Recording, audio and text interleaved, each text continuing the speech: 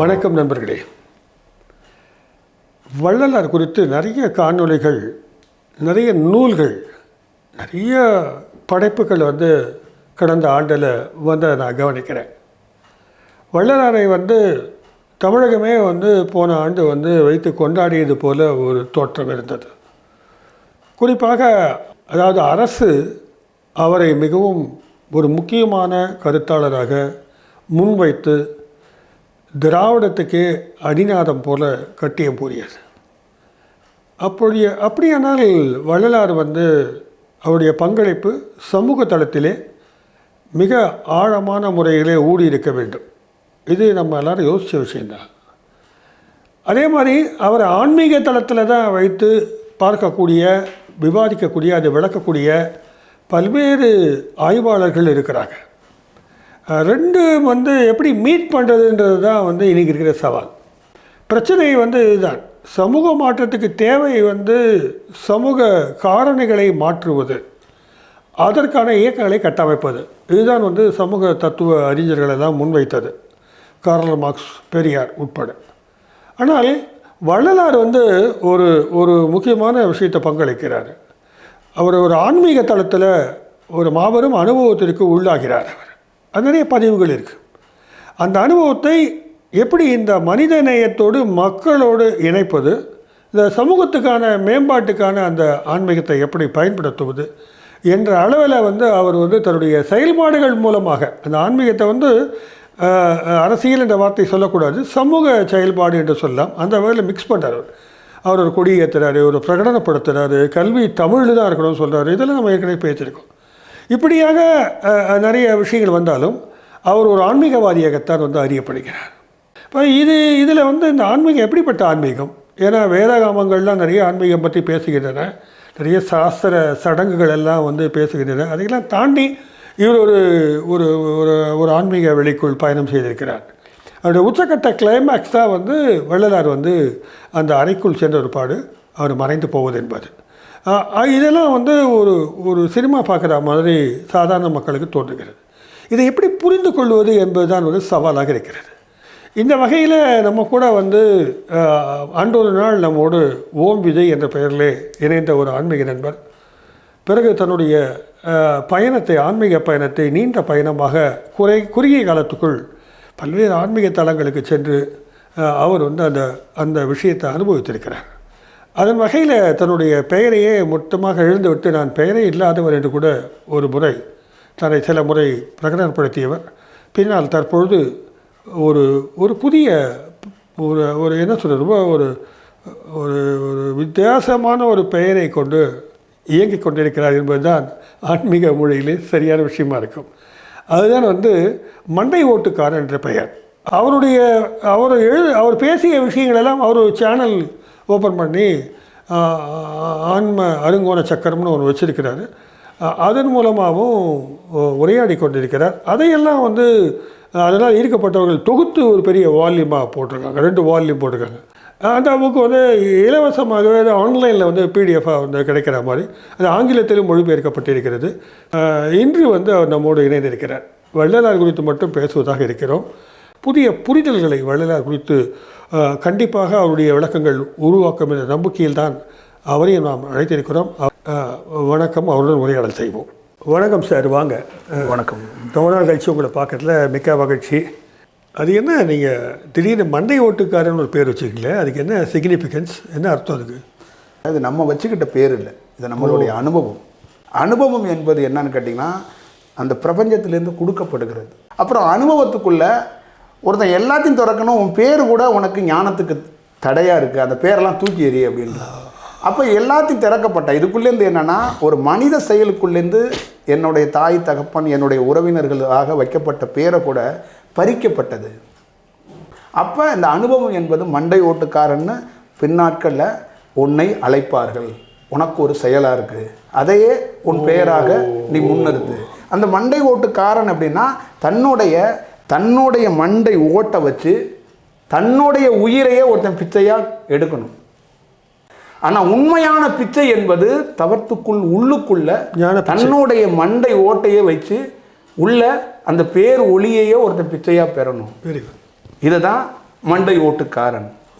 Okay. இந்த தலைப்பகுதிக்குள்ள தன்னுடைய ஓட்டுக்குள்ளேருந்து தன்னுடைய நிஜத்தையே ஒருத்தன் பார்க்கறதுக்கான ஒரு வாய்ப்பை கிடைத்தவனுக்கு இந்த பெயர். பரவாயில்ல, பிரபஞ்சம் ஒரு நல்ல பேரை உங்களுக்கு கொடுத்துட்டாங்க. மகிழ்ச்சி. நம்ம ஃபோனில் பேசும்போது வள்ளலார் குறித்து நம்ம பேசலான்னு முடிவு பண்ணோம். நான் கேட்ட இப்போ முன்வைப்பாக வைத்த விஷயம்தான், வள்ளலார் எப்படி வந்து ஒரு ஒரு மக்கள் சார்ந்த ஆன்மீகத்தை பேசுகிறார், அவருக்கு அது எந்த அனுபவம், அந்த அனுபவத்தினுடைய ஒரு யூனிக்னஸ்ன்னுவாங்க, ஒரு சிறப்பு அம்சமாக என்ன பார்க்குறீங்க நீங்கள்?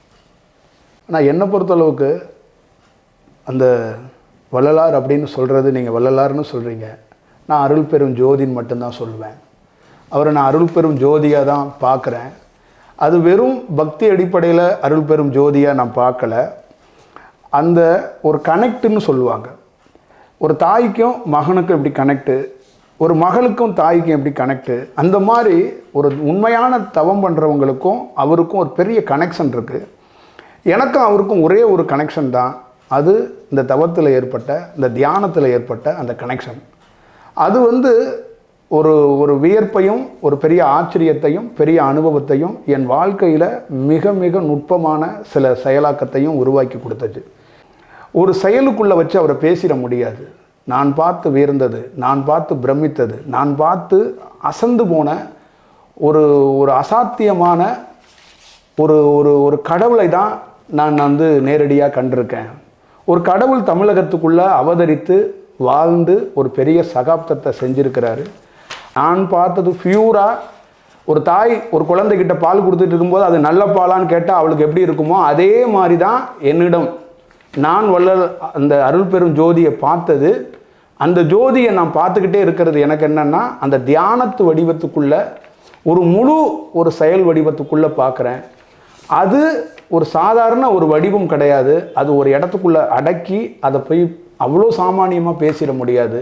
அதுக்குள்ளே 1000 ரகசியங்கள் நான் கண்டதும் எனக்குள்ளே இருக்கின்ற ஒரு மாற்றம், ஒரு கிளர்ச்சி, என்னுடைய வளர்ச்சி, என்னுடைய பரிணாமத்தில், என் வாழ்க்கையில் நான் இன்று செய்கின்ற ஒவ்வொரு பணிகளுக்கும் அவருடைய பங்களிப்பும் அவருடைய ரோல் வந்து பெரிய ரோல்.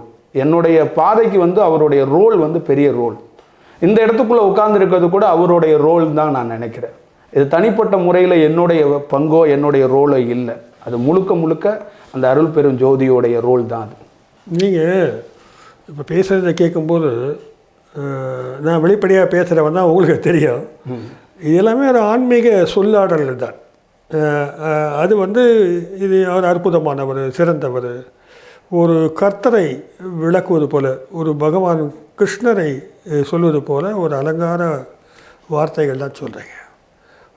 அதே கண்ணன் என் கை குழந்தை, நான் வந்து கண்ணன் என் தாய், இந்த மாதிரி அவர் வள்ளலாரை வந்து நீங்கள் கடவுள்ன்ற ஒரு நிலை கொண்டு போயிட்டீங்கன்னா, அவர் வந்து தன்னை அந்த நிலைக்கு வைத்து பேசுகிறதா தெரியல. அவர் தன்னை வந்து மனிதர்களில் ஒருவராகத்தான் வந்து செயல்பட்டதாக தெரியுது.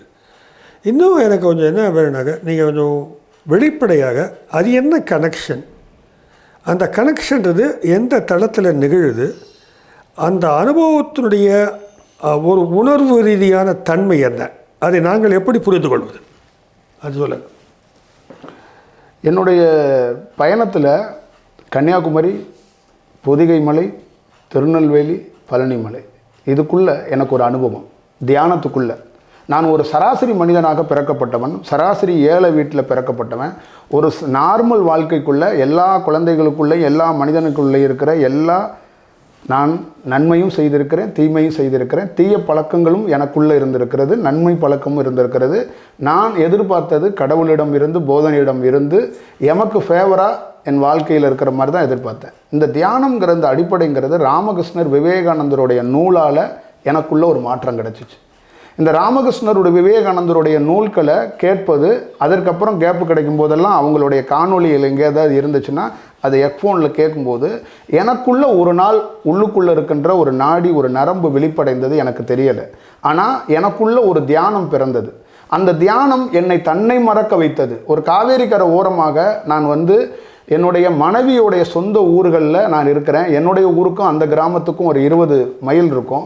இந்த கிராமத்துக்குள்ளே மனைவியோட வீட்டில் ஆண் வாரிசு இல்லாதனால அவங்க வீட்டிலே வந்து இருக்கும்போது அந்த காவேரி கரை எனக்கு ஒரு நன்கு பழக்கம் கிடச்சி ஒரு 4 பசுமாட்டை கொண்டு போய் காவேரி கரை நடுவில் தண்ணி இல்லாதப்போ கொண்டு போய் மேயறதுக்கு கொண்டு விடுவோம். அப்போ வரும்போது எனக்கு கேப்பு கிடைக்கும்போது, வேலை இல்லாமல் இருக்கும்போது விவேகானந்தரையும் ராமகிருஷ்ணரை பற்றியும் படிக்கிறது, ராமகிருஷ்ணர் விவேகானந்தரை பற்றியே செயல் செய்யும்போது அங்கே ஒரு நரம்பு எனக்கு தெரியாமையே சில வருடங்களுக்கு கழித்து விழிப்படைந்துச்சு. அப்போ அங்கே அந்த காவேரி கரை ஓரமாகவே உட்காந்து தியானம் பண்ணும்போது திடீர்னு ஒரு நாள் பார்த்தீங்கன்னா நடு ஆறில் உட்காந்து தியானம் பண்ணிகிட்டு இருப்பேன் காவேரி கரையில். இந்த மாதிரி மாற்றங்கள் அடைந்ததுக்கப்புறம் எனக்கு அந்த பொதிகையிலேயோ கன்னியாகுமரியிலேயோ இந்த இடங்களுக்குள்ளெல்லாம் அந்த அகத்தியர் ஃபால்ஸ் அந்த ஏரியாவுக்குள்ளேயோ இந்த பொதிகை மலையில் கன்னியாகுமரியில் பழனியிலெல்லாம் எனக்கு ஒரு பெரிய மாற்றத்தை ஏற்படுத்திடுச்சு. அப்போ அந்த மாற்றங்களில் நான் வேறு வடிவத்துக்குள்ளே மாறினோன்னே உங்களுடைய இடத்துக்கே வந்து நான் உங்களோட கலந்துரையாடல் பண்ணியிருக்கேன். அந்த தருணத்துக்குள்ளெல்லாம் எனக்கு வடலூருக்கான அனுமதியோ அழைப்போ இல்லை. அப்போ நான் வடலூருக்கு போகிறதுக்கான வாய்ப்புகள், வடலூரை பற்றி எனக்கு தெரிந்தும் சிறு வயதிலிருந்து எனக்கு அருள் பெரும் ஜோதி ஆண்டவனை பற்றி, எனக்கு அருள் பெரும் ஜோதியை பற்றி சொல்லியும் எனக்குள்ள ஒரு கிளர்ச்சி ஏற்படலை, எனக்குள்ள ஒரு ஈர்ப்பு ஏற்படலை.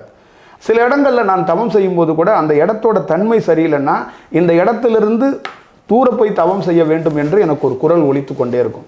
இந்த மாதிரி என்னை அறியாமலே ஒவ்வொரு இடத்துக்கும் நான் தேர்வு செய்தது எல்லாமே அந்த இடத்திலிருந்து வரப்படுகிற குரல். அப்போ தான் நான் வடலூருக்கு போக வேண்டிய ஒரு சூழல் வந்து நான் வடலூருக்கு போகிறேன்.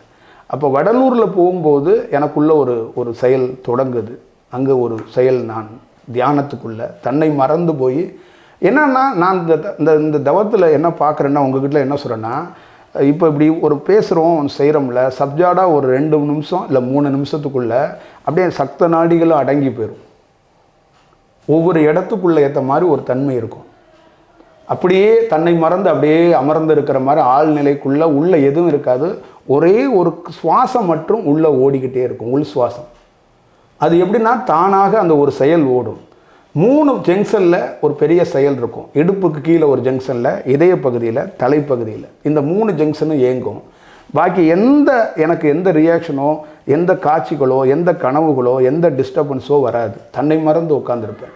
இப்படி ஒவ்வொரு இடத்துக்குள்ளேயும், ஒரு இடத்துக்குள்ளே வேறு வடிவத்துக்குள்ளே அந்த தியானத்துக்குள்ளே இருக்கும். சில இடத்துக்குள்ளே உடலே இல்லாத போல ஒரு தன்மை ஏற்படும், தன்னையே இல்லாத போல ஒரு சூழல் ஏற்படும். சில இடங்களுக்குள்ள ஒரு பேர் அந்த என்னன்னா உருவமாக இல்லாமல் சிறு சிறு அணு துகள்களாக ஒரு காட்சி வடிவங்கள் மட்டும் அவ்வப்போது வந்து ஒரு செயல் வடிவம் இருக்கும். ஒரு வெப்ப சலனங்கள், ஒரு ஒரு பெரிய சலனம் போல் ஒரு காற்று உள்ளே போய் அது ஒரு செகண்டில் தன்னையே மறக்கடிச்சு அது ஒரு குரலை எழுப்பி எனக்குள்ள ஒரு குரல் பற்றியோ சில குறிப்புகளை பற்றியோ சில அதுக்கான செய்தியை பற்றி சொல்லும்போது அந்த தியானத்தை முடிச்சுட்டு வெளியில் அந்த குறிப்பு சம்பந்தமான நான் சோதனை வெள்ளோட்டம் செஞ்சு பார்த்தபோது அது எல்லாமே சக்ஸஸ் ஆகிருக்கு. இது எல்லாமே நான் சோதித்து பார்த்துருவேன். இது மனம் பேசுதா, பிரம்மையா, இல்லை ஆள் மனமா, இல்லை நம்மளே தப்பு பண்ணுறோமா, இல்லை என்னிடமே ஒரு நண்பர் கேட்டார், நீங்கள் ஏமாற்றிக்கிறீங்களா, இப்படியெல்லாம் இருக்கும்போது ஏன்னா நான் அடிக்கடி சுய பரிசோதனை பண்ணுவேன். ஏன்னா நானே ஒரு மூட நம்பிக்கை உள்ளவன் மாதிரி தான் நடந்துக்குவேன். நானே சொல்லுகிற விஷயத்த அதை நடைமுறைப்படுத்தி அதை சொன்ன வார்த்தையை இது இருக்கா, சில பேருக்கு வரும் சில வார்த்தை, அதை அவங்கக்கிட்ட அது மாதிரி ஒன்று செயல் நடந்திருக்கான்னா அது உறுதின்னு சொன்னால் தான் அடுத்த முறை அதை பேசுகிறதே நான் நம்புவேன். அந்த செயல் வடிவத்துக்குள்ளே நான் போவேன். அதான் என்னுடைய அடுத்த கேள்விக்கான பதிலை சொல்லிட்டீங்க நீங்கள், அது மனப்பிரமை இல்லைன்னு. என்னென்னா சுதீர் கக்கர்னு ஒருத்தர் நம்மளோட காணொலி போட்டிருக்கோம், ஒரு பெரிய சைக்காலஜிஸ்ட், அவர் இறந்து போயிட்டார். ராமகிருஷ்ண பரமஹம்சருடைய அந்த ஆன்மீக அனுபவங்கள்லாம் ஆராய்ச்சி பண்ணி அது மனம் சார்ந்த ஒரு ஒரு ஒரு எழுச்சி தான், மனதினால் உருவாக்கப்பட்ட உருவங்கள் தான் எல்லாமே. அவர் ராமகிருஷ்ணன் இந்த தண்ணி மேலே தபம் பண்ணுறதெல்லாம் அவருக்கு அந்த கங்கையில் இருக்கிற மாதிரிலாம் அனுபவம் வந்துச்சு. இதெல்லாம் சைக்காலஜிக்கல் ப்ராப்ளம்னாரு. ஆனால் நீங்கள் அதுக்கு சரியான பதில் இப்போ கொடுத்துட்டீங்க. இல்லை, நான் எனக்கு காட்டப்படுகின்ற காட்சிகளை வெளியில் வெரிஃபை பண்ணிட்டேன் அப்படின்னு நீங்கள் சொல்கிறீங்க. சரி, நல்லது. ஆனால் இதுக்கும் வள்ளலாருக்கு என்ன சம்பந்தம்? பொதிகையில் யாருமே இல்லை, ஒரு நீர் வீழ்ச்சி கொட்டுது, அந்த இடத்துக்குள்ளே தவம் பண்ண போய் நான் உட்காந்துருக்கிறேன். அப்போ அதுக்குள்ளே ஒரு பேர் அனுபவத்தையும் ஒரு பேர் செயலும், பேர் அனுபவம் அப்படின்னா என்னென்னா அனுபவம்னு சொல்கிறோம், நம்ம செயல்லாம் சொல்கிறோம்ல, அங்கே என்னன்னு கேட்டிங்கன்னா நம்ம நார்மலாக ஒரு பேருந்தில் ட்ராவல் பண்ணுறோம், ஒரு வீட்டில் இருக்கிறோம், ஒரு இடத்துக்குள்ளே போய் ஒரு கோவிலுக்கு போகிறோம், உட்காடுறோம். அங்கே எல்லாம் இல்லாத ஒரு தாக்கம் வந்து என்ன பண்ணுதுன்னா, இந்த சுவாசம் வந்து அதி தீவிரமாக ஓடுது. இந்த சுவாசத்துக்கு பேர் வச்சுருக்கிறாங்க, ஒரு 2 பேர் வச்சுருக்கிறாங்க. ஒன்று சூரியன், ஒன்று சந்திரன்னு சொல்கிறாங்க. இப்போ இந்த 2 சுவாசத்தோட அளவு தீவிரமாக ஒரு இடத்துல இருக்கும்போது, அந்த இடத்துக்குள்ளே தன்னை மீறி ஒரு மனிதன், ஒரு செயலுக்குள்ளே இருக்கிறவன் தன்னை மனிதன் என்ற செயலுக்குள்ளே மறக்கப்படுகிறான். இந்த மாதிரி செயல்லாம் அதி தீவிரமாக ஒரு சில இடங்களில் நடக்குது. இதே மாதிரி ஒரு சக்தி வாய்ந்த இந்த பிரபஞ்சத்தோடைய மிகப்பெரிய அலைவரிசை வடலூர்லேயே நான் உணர்ந்திருக்கிறேன். வடலூரில் அது நம்மளை வந்து என்ன பண்ண வைக்கிது அப்படின்னா, அதுலேருந்து மீண்டு வர முடியாமல் ஒரு மனிதன் தவழ்ந்து வர்ற மாதிரி இருக்கும்ல. நான் மனிதனாக நடந்து போனேன், ஆமையாக தவழ்ந்து வந்தேன். இதுதான் வடலூரில் எனக்கும் வடலூருக்கும் நடக்கிற கனெக்ஷன். ஆமையாக ஒரு நாள் தகர்ந்து வந்தவன் அடுத்த முறை நான் மனிதனாக நடந்து போகிறேன், பட்டாம்பூச்சியாக பறந்து வருகிறேன். இதே போன்ற அடுத்த நாள் நான் மனிதனாக உள்ளே போகிறேன், ஒரு சிறு குழந்தையாக தவழ்ந்து ஓடியாந்துட்டு இருக்கேன். இந்த மாதிரி இது வெறும் வார்த்தையால், வார்த்தை ஜாலத்தால் ஒரு மனிதனுடைய தன்மையை, அந்த உணர்வுகள் எல்லாம் சொல்ல முடியாது. இது வெறும் சுவாசத்துக்குள்ளே உள்ளே நடக்கிற அந்த நாடி நரம்புகள்லாம் வேலை செய்கிற இடம், நரம்புத்தன்மைன்னு சொல்லக்கூடிய. கீழே அந்த ஆசன வாயில்னு சொல்லுவோம். ஆமாம், கீழே இருக்கிற அதில் ஒரு கனெக்ஷனில் ஏற்பட்டு அது என்ன பண்ணுது அப்படின்னு கேட்டிங்கன்னா, இந்த முதுகு தண்டுவடத்துலேருந்து ஒரு பெரிய ஒரு ஜுவாலை மாதிரி ஒரு ஒரு ஒரு மின்சாரம் வந்து ஒயரில் எப்படி பாஸ் ஆகி போய்கிட்டு இருக்கு. அந்த மாதிரி போய் இந்த பின் மண்டை இருக்குல்ல, இந்த மண்டைக்குள்ளேருந்து ஒரு பெரிய தாக்கத்தை ஏற்படுத்தும் போது இந்த ஜங்ஷன் ஃபுல்லாக வேலை செய்யுது. முன்பகுதி ஜங்ஷன் ஃபுல்லாக வேலை செய்யுது. இப்போ பின் மண்டையிலிருந்து தலையோட நெற்றி பகுதிக்குள்ளே, இங்கே நடுப்பகுதிக்குள்ளே அது ஒரு மிகப்பெரிய செயலாக்கத்தை உருவாக்கி கொடுக்குது. இதனால் நீங்கள் எந்த வடிவத்தில் கேட்டாலும் ஒரு மருத்துவர், ஒரு நரம்பினர் சொல்ல முடியாத விஷயத்தை நான் நரம்புக்குள்ளே எந்தெந்த நரம்பு என்னென்ன மாதிரி தன்மைகளில் எனக்கு வேலை செய்யுதுன்னு என்னால் சொல்ல முடியும். அது என்னென்ன மாதிரி தன்மையில் வேலை செய்யுது, அந்த வேலை செய்யும் போதெல்லாம் எனக்கு என்னென்ன மாதிரிலாம் ரியாக்ஷன், கெமிக்கல் ரியாக்ஷன் மாதிரி என்ன ரியாக்ஷன் நடக்குது அப்படின்லாம் சொல்ல முடியும். இல்லை, நாங்கள் சொல்லுவோம், இந்த மாதிரியான ஆன்மீக அனுபவம் கொண்ட நண்பர்களை வந்து ஒரு உச்சக்கட்ட ஆய்வுக்கு உட்படுத்தணும். அவங்களுடைய அனுபவங்களை வந்து உள்வாங்கி இது என்ன மாதிரி கெமிக்கல் ரியாக்ஷன் நடக்குது அப்படின்லாம் சொல்லணும்னு. அது ஒரு புறம் வந்து பேசி கொண்டிருக்கிறார்கள். அது யார் செய்ய போகிறான்னு தெரியாது. அதுக்குள்ளேயும் அனுபவங்கள் பெருகி கொண்டே இருக்கின்றன. ஒரு விஷயம் இந்த சமயத்தில் இருக்கணும். ஒரு சொல்லுவார் அவர், இந்த ஒரு அண்ட லட்சணம் பிண்ட லட்சணம்னு ஒரு 2 வார்த்தை பயன்படுத்துவார் வள்ளலார். அண்ட லட்சணம்ன்றது வந்து இந்த காஸ்மாஸ், நீங்கள் சொல்லக்கூடிய இந்த பிரபஞ்ச விஷயத்தை அதை எப்படி பிண்டத்துக்குள் கொண்டு வந்து வைப்பது, அதுதான் வந்து ஆன்மீகத்துடைய சவாலாக கூட பார்க்குறாரு. அதாவது இந்த பூமியையும் அந்த பிரபஞ்சத்தையும் எப்படி கனெக்ட் பண்ணுறது. இந்த நீங்கள் சொல்கிறதில் நான் விலகிக் கொள்வது என்னவென்றால், ஒரு விதமான அண்ட வெளியுடன் உங்களுக்கு ஒரு தொடர்பு ஏற்படுகிறது என்பதைத்தான் வந்து நீங்கள் வந்து இந்த அனுபவத்தின் மூலமாக தெரிந்து கொள்ளுகிறீர்கள் அப்படின்னு நான் நினைக்கிறேன். ஒன்று. ரெண்டாவது, இதெல்லாம் வந்து ஒரு உள்ளார்ந்த அனுபவங்கள், ஃபிசிக்கல் அனுபவம், மன அனுபவம். இது புற வாழ்விலே என்ன செய்யும்? இப்போ நீங்கள் கேட்ட கேள்விகளுக்கு ரொம்ப கரெக்டாக பதில் சொல்லணும்னா, இது சில பேருக்கு பார்க்குறவங்களுக்கு புரியாது. ரொம்ப கிளியராக என்ன சொல்லணும்னா, ஆரம்ப காலகட்டத்தில் நம்ம வந்து ஒரு மெடிடேஷனை மேற்கொள்கிறோம், ஒரு செயல் நடக்குது, ஒரு அனுபவம் இருக்குது. எனக்கு ஃபஸ்ட் டைம் காவேரி கரையில் அந்த நரம்பு விழிச்ச போது ஒரு அனுபவம் ஏற்பட்டுச்சு. அந்த மாதிரி ஒவ்வொரு இடத்துக்குள்ளேயும் ஒரு அனுபவம் ஏற்படுது. அந்த அனுபவத்துக்குள்ளே எல்லாம் கடந்து என்ன நடக்குதுன்னா, ஒரு ஸ்டேஜுக்கு மேலே நம்மளுடைய அனுபவத்துக்குள்ளே என்னான்னு கேட்டிங்கன்னா, அந்த சில வாசல்கள் திறக்கப்பட்டிருக்குன்னு சொல்கிறேன்ல, அதுக்குள்ளே இந்த சுவாசத்துக்குள்ளே பெரிய மாற்றம் என்ன நடக்குது, என்ன பெரிய இருக்குன்னா, அந்த இரு சுவாசத்தோட தன்மைகளில் ஒரு சந்திரக்கலை அப்படின்னா ஒரு சுவாசம் ஓடுதுன்னா, ஒரு கண், ஒரு கை, ஒரு கால், இந்த சைடில் ஃபுல்லது எல்லாமே ஒரு கலையாக ஓடும்.